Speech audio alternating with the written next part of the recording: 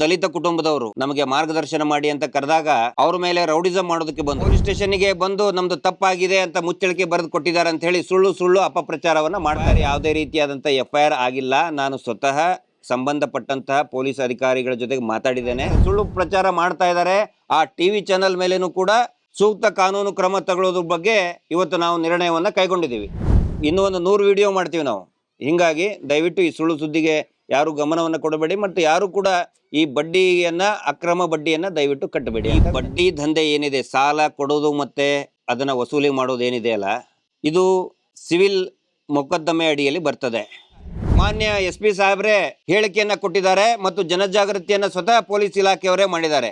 ಈ ಮೀಟರ್ ಬಡ್ಡಿ ದಂಧೆ ಯಾರಾದರೂ ಮಾಡಿದ್ರೆ ನಮಗೆ ನಮ್ಮ ಗಮನಕ್ಕೆ ತಗೊಂಡು ಬನ್ನಿ, ನಾವು ಕ್ರಮ ಕೈಗೊಳ್ತೀವಿ ಅಂತ ಹೇಳಿ ಹೋರಾಟವನ್ನ ನಿಲ್ಲಿಸುವಂತ ಪ್ರಯತ್ನವನ್ನ ಈ ಸಂಘದ ಅಂತ ಏನು ಗ್ರಾಮಾಭಿವೃದ್ಧಿ ಮಾಡ್ತೀವಿ ಅಂತ ಹೇಳ್ತಾರೆ ಅವರು ಮಾಡ್ತಾ ಇದ್ದಾರೆ. ಮೊನ್ನೆನೂ ಕೂಡ ಅದೇ ಆಗಿದ್ದು.